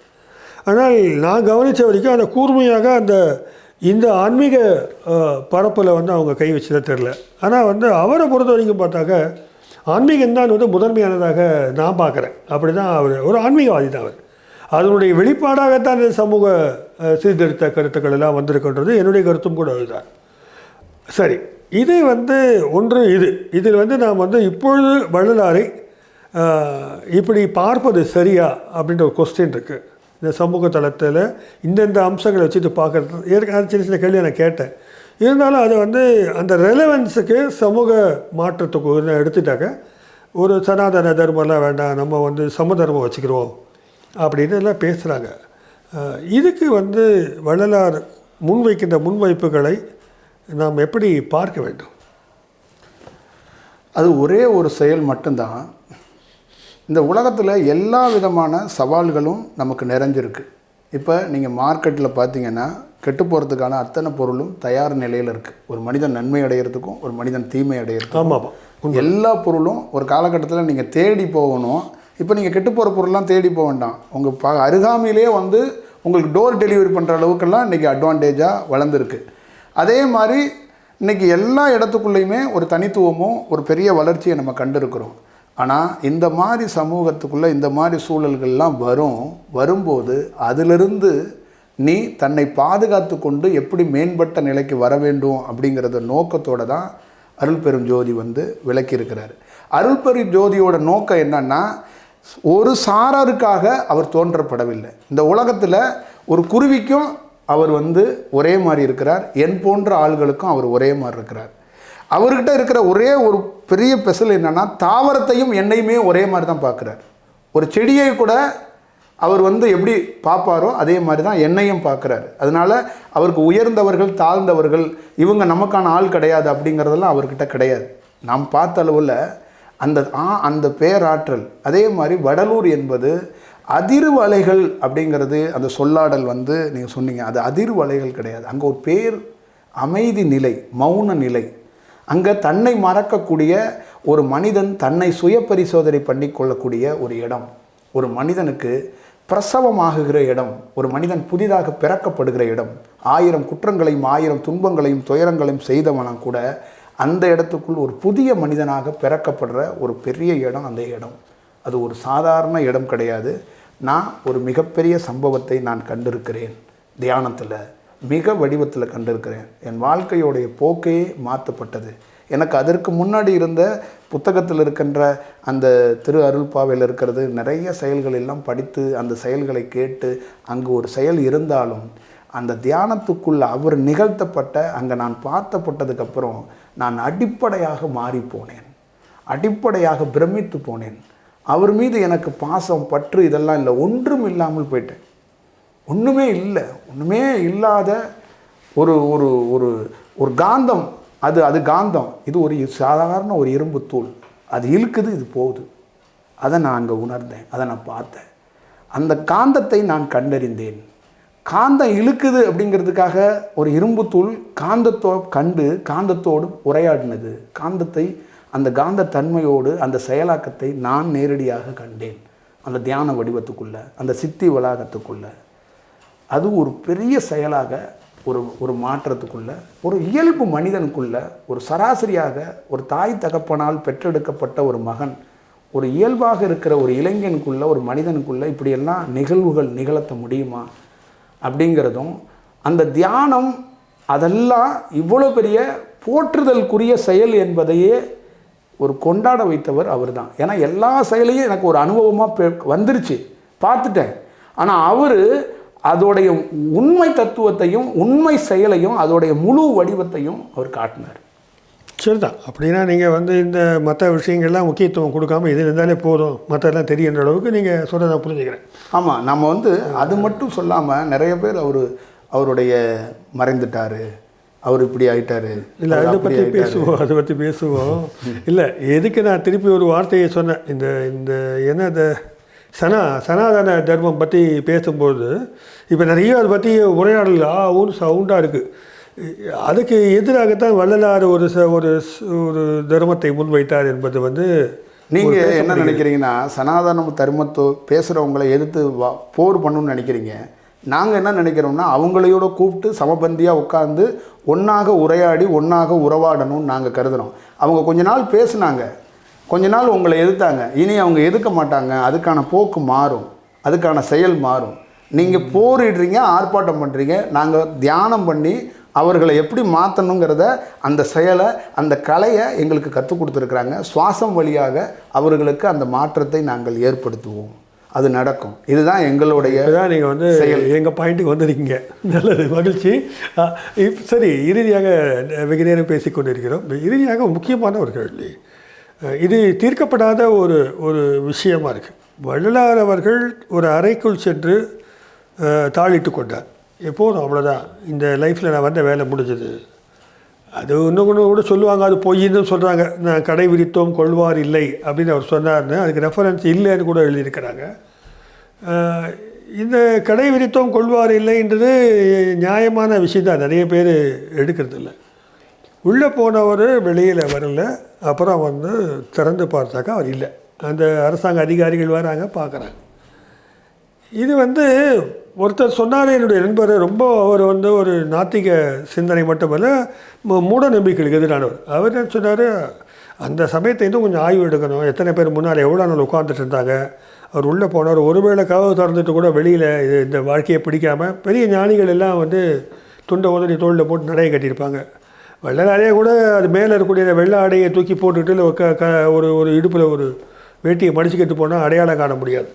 அப்படி அவர் வெளியேறி இருப்பதற்கான வாய்ப்புகள் இருக்குல்லவா. ஒரு ரூமில் போய் வந்து டிஸப்பியர் ஆகுதுன்றது வந்து முற்றிலும் அறிவியலுக்கு ஏற்றதாக இல்லையே. இது என்ன, எப்படி இதை வந்து நீங்கள் விளக்குறீங்கன்னு கேட்டார் அவர். இதை நீங்கள் எப்படி விளக்குவீங்க? இல்லை, இது நான் தான் சொல்லிட்டேன் ஆரம்பத்தில், அறிவியல், மருத்துவம், விஞ்ஞானம், இந்த மூணும் தான் ஒரு தனி மனிதன். இல்லை, இந்த மூணு தான் எங்களை வாழ வச்சுக்கிட்டு இருக்கு. இந்த மூணும் எல்லாரையும் வாழ வைக்கிது, உங்களை மட்டும் இல்லை. இந்த உலகத்துக்கு மூணும் தேவை, மூணு செயல்பாடும் வேணும். அதே நேரத்தில் பெரியவர்களுடைய செயல்பாடுகளை கண்டறிஞ்சு நீங்கள் கொஞ்சம் நடந்துக்கணும், அதை கொஞ்சம் கவனமாக கண்டறியணும். உங்கள் தாத்தா உங்கள் அப்பா இருக்கிறாருன்னா அவங்க படிக்காதவங்கிறதுக்காக அவங்கள நீங்கள் உதாசீனப்படுத்திட முடியாது. ஏன்னா உங்களுடைய அடையாளம், முகவரியே உங்கள் தந்தை மூலியமாக வந்தது. உங்கள் தாத்தா யாருன்னா உங்கள் தந்தையை உருவாக்குனது அவர் தான், தாத்தா தான். அப்போ அதே மாதிரி இந்த சூழலில் அறிவு சார்ந்தவங்க, இந்த விஞ்ஞானம், மருத்துவத்துக்கெல்லாம் பெரிய வேறு ஒரு தளத்திலேருந்து இயங்கினவங்க தான் இந்த சுவாசம் வழியாக இருக்கின்ற பெரிய செயல்பாடுகள். நான் தான் உங்கள்கிட்ட சொல்கிறேன், மருத்துவ ரீதியாக நீங்கள் வந்து ஒரு ஆய்வு அறிக்கை பண்ணி அப்புறம் நீங்கள் ஒரு டிஸ்கஷனை வைங்க. சரி. அப்புறம் நீங்கள் 3 பேருமே இது எப்படி இருக்குது அப்படிங்கிறத உண்மையிலேயே ஒரு தவம் பண்ணிக்கிறவங்களுக்கு இந்த மாதிரி ஆற்றல், இந்த மாதிரி சக்தி எல்லாம் கிடைக்குதா, இந்த மாதிரி செயல்லாம் இருக்கா, இல்லை இவங்களா ஒன்று சொல்லிக்கிட்டு இருக்காங்களா அப்படிங்கிறத நீங்கள் ஒன்று பார்க்கணும். ஒன்று. இரண்டாவது, அவர் ஒரு அறைக்குள் தாளிட்டார், அந்த செயல் செய்தார், என்ன ஆனார் அப்படின்னா, நான் இன்றைக்கி ஆதாரபூர்வமாக உங்கள்கிட்ட சொல்கிறது, அவர் மறையில் அந்த சித்தி வளாகத்தில் தான் இருக்கிறார். அவர் இன்றும் இருக்கிறார், என்றும் இருப்பார், என்று வேணாலும் நீங்கள் பார்க்கலாம். அவரை நீங்கள் தொடர்பு கொள்ளணும்னா அவருடைய முக்கியமான செயல், அவரை நீங்கள் காண வேண்டும் என்றால் பூவாலேயோ பொருளாலேயோ எந்த தங்கத்தாலேயோ பணத்தாலேயோ இல்லை, 2 சுவாசத்தால் அவரை தொடர்பு கொள்ள முடியும், நிச்சயமாக முடியும். நான் வந்து அறுதியிட்டு சவால் விட்டு சொல்கிறேன், அது ஒரு நாள் நிகழும். நான் 3 முறை அந்த சித்தி வளாகத்துக்குள்ளே அவரை கண்டிருக்கிறேன். இந்த தியானத்துக்குள்ளிருந்து, செயல் வடிவத்துக்குள்ளிருந்து சொல்கிறேன். ஏன் என்று கேட்டிங்கன்னா, அவர் வந்து இந்த ஒரு முக்கியமானவர். நான் தான் சொல்கிறேனே, அது ஒரு ரொம்ப முக்கியமானது. அதை வந்து வார்த்தையால் சொல்ல முடியாது. அவர் மறையெல்லாம் இல்லை, அவர் அங்கேயே தான் இருக்கிறார். அப்படி தான், அதுதான் நான் என்னுடைய வாழ்க்கையில், நான் என்னுடைய எக்ஸ்பீரியன்ஸில் நான் கண்டதை நான் சொல்கிறேன். இதை வந்து ஃபிசிக்கல் ஃபார்மில் இல்லை. ஒரு விஷயம் என்னன்னு, சாதாரண மனிதர்கள் கண்ணால் பார்க்குற ஃபார்மில் இல்லை. ஒரே ஒரு செயல் வடிவம்தான். ஒருத்தர் இருக்கிறாருங்கிறது ஃபிசிக்கல் ஃபார்ம் பண்ணிக்கிறதெல்லாம் பெரிய விஷயமே கிடையாது. நீங்கள் நினைக்கிற மாதிரி, அறிவியலில் நினைக்கிற மாதிரி அது உங்களுக்கு, நீங்கள் என்ன பண்ணுறீங்கன்னா, ஒரு குரங்கு வித்தக்கார மாதிரி எனக்கு வித்தை காட்டுங்கங்கிறீங்க. ஒரு சக்திங்கிறதெல்லாம் அவ்வளோ சாமானிய காரியம் கிடையாது. நீங்கள் மருத்துவ ரீதியாக ஒரு ஓப்பன் பைபாஸை போய் எனக்கு லைவ் பண்ணி காட்டுன்னா இது வந்து எப்படி இருக்கும் நீங்களே சொல்லுங்கள். ஒரு மார்ஜரியில் இருக்கிறத நீங்கள் மண்டையை உடைக்கும் போது எங்களுக்கு கிராமத்தில் இருக்கிற எல்லா எளிய மக்களுக்கும் நீங்கள் லைவ் பண்ணி காட்டுனா எப்படி இருக்கும்? நீங்கள் எப்படி இருக்கும்? நீங்கள் ஒரு சாதாரண மருத்துவமனைக்கு நீங்கள் போங்க, ஒரு டாக்டர் நின்று உங்களுடைய நோயை பற்றி பெரிய டிஸ்கஷன் பண்ண மாட்டார், 10 வார்த்தை சொல்கிறாரு, அதில் 4 வார்த்தை தான் நமக்கு புரியுது. ஏன் சொல்ல மாட்டாங்கன்னா ரேண்டமாக அவங்களுக்கு புரியாது. அப்போ நீங்கள் தியானத்தை பற்றி அடிப்படையாகவே எதையுமே தெரியாமல் ஒரு 10 புத்தகத்தை எடுத்து வந்து படிச்சுட்டு ஒரு செயலை செஞ்சுட்டு ஒரு யோகியை பற்றி நீங்கள் நுட்பமாக அறிஞ்சிருவீங்கன்னா எப்படி அறிய முடியும்? எப்படி அதை போய் ஆய்வு செய்ய முடியும்? நீங்கள் எத்தனை இலக்கியத்தை உலகம் முழுக்க திரட்டி கொண்டாந்து ஒரு புத்தக வடிவத்தை கொட்டினாலும் அந்த அருள் பெரும் ஜோதிகள்லாம் அந்த செயலை வடிவத்தினா அதுக்குன்னு ஒரு பாதை இருக்குது, ஒரு ரூட் இருக்குது. எப்பயுமே இயற்கையாக தான் இருக்கணும், செயற்கை தான். செயற்கையை கொண்டு போய் இயற்கையோடு நான் பொருத்திடுவேன், எனக்கு காட்டுலாம் சொல்லக்கூடாது. இந்த உலகத்தில் நீங்கள் எதையும் பெற்றுடலாம், எதையும் அறிஞ்சிடலாம். கடவுள் தன்மை என்பது ரொம்ப உயர்ந்தது, ரொம்ப பெருசு, ரொம்ப பெருசு, அளவிடவே முடியாத ஒரு செயல். கற்பனையிலே பார்க்க முடியாத ஒரு நிஜம் அது. அந்த நிஜம் சமயத்தில் நிறைய மனிதர்களுக்கு கற்பனையாக தெரியுது, நிறைய பேருக்கு கற்பனையாக தெரியுது. அது அதிதீவிரமாக படித்தவங்களுக்கு கற்பனையாக தெரியுது. யாரும் கடவுளுக்காக ஆள் சேர்க்கலை. இப்போ நாங்கள் என்ன ஆள் சேர்க்குறோமா, ஃபார்ம் கொடுத்துருக்கோமா, நீங்கள் வந்துடுங்க சேர்ந்துருங்க, அப்படிலாம் இல்லை. ஒரு தனி மனிதன் உடலுக்குள்ளே, உங்கள் உடலுக்குள்ளே மாற்றம் இருக்கா இல்லையான்னு மட்டும் பாருங்கள். நீங்கள் வேணால் இன்னொரு சவால், ஒரு 6 மந்த்து ஒரு செயலை செஞ்சு பாருங்கள். அப்போ உடலுக்குள்ளே சேஞ்ச் இருக்கா இல்லை. ஏன்னா நிறைய பேர் இங்கே என்ன பிரச்சனைனா, அந்த வரட்டு கௌரவங்கிற மாதிரி பிடிவாதத்தில் ஒத்துக்க மாட்டாங்க. பிடிவாதம் வேற, தெரிஞ்சுக்கிறது வேறங்க. தெரிஞ்சுக்கிறதுக்குங்கிறது தன்னுடைய அறிவை கலட்டி வச்சுட்டு போகணும். அதே மாதிரி அறைக்குள்ள என்ன நடந்திருக்கும் சார், அவர் அறைக்குள்ளே மறைவேல இருக்கிறாருன்னு தானே சொல்கிறேன். ஓகே, நீங்கள் பார்க்க முடியும் தான் சொல்கிறேன். அவர் எங்கேயும் மறையலை, எங்கேயும் போகலை, பச்சை கற்பூரம்லாம் வாங்கிக்கிட்டு உடம்புல தடவிட்டுலாம் அவர் எதுவும் பண்ணிக்கலை. அது உங்களுக்கு நீங்கள் காண வேண்டும் என்றால் அதற்கான பாதை தியான வடிவத்தில் காண முடியும், சுவாசத்தில் காண முடியும். அவர் இருக்கிறார், எப்பயும் இருப்பார். வடலூரில் தான் இருக்கிறார். ரொம்ப நன்றி. ஆமாம், நீங்கள் நல்ல சுவாசத்தை பயன்படுத்தி நீங்கள் நல்ல தியானம் பண்ணிங்கன்னா உங்கள் வீட்லேயும் நீங்கள் அவரை பார்க்கலாம். ட்ராவல் பண்ணுறாரு. ஆமாம், ட்ராவல் பண்ணுறாருன்னா நீங்கள் இதை எப்படி பார்க்கணுன்னா, இது ரொம்ப கவனமாக இது ரொம்ப பெரிய செயல். அதுக்காக சொல்கிறேன். இதில் ஆன்ம லாபம் யாருக்கு இல்லை, இந்த உலகத்துக்குள்ளே இருக்கின்ற எல்லா செயலும் நல்ல செயலை அதை பெறமோ இல்லையோ அது மேலே ஒரு கவனம் செலுத்தணும்னு சொல்லுவாங்க. சரிதான். இல்லை, இது ரொம்ப கேட்டது சும்மா ஒரு லைட்டர் வைனில் கேட்டேன். ஒரு பெரியவர் ரொம்ப அறிவு சார்ந்தவர், மிக அறிவு சார்ந்தவர், உங்களோட அறிவு சார்ந்தவர். நாங்கள்லாம் அறிவில்லை. அவர் என்ன பண்ணிட்டாருன்னா, அவருடைய வீட்டிலேருந்து கீழே இறங்கி போய் ஒரு முக்கியமான ஃபங்க்ஷனுக்கு போகிறதுக்காக கீழே நின்றுருக்கார். ஒரு மரத்தடி, ஒரு பறவை அவர் மேலே எச்சம் போட்டுருச்சு. அதனால் அந்த போகிற ப்ரோக்ராமுக்கு டிஸ்டர்ப் பண்ணிருச்சுன்னு எல்லாம் தண்ணியெல்லாம் ஊற்றி கழுவிட்டு ஏறும்போது ஆட்கள்லாம் கூப்பிட்டு இந்த மரத்தை வர்றதுக்குள்ளே வெட்டிருங்கன்னாராம். இந்த மாதிரி தான் இன்றைக்கி நிறைய மனிதர்கள் இருக்கிறாங்க. இல்லை, அருமையாக சொன்னீங்க.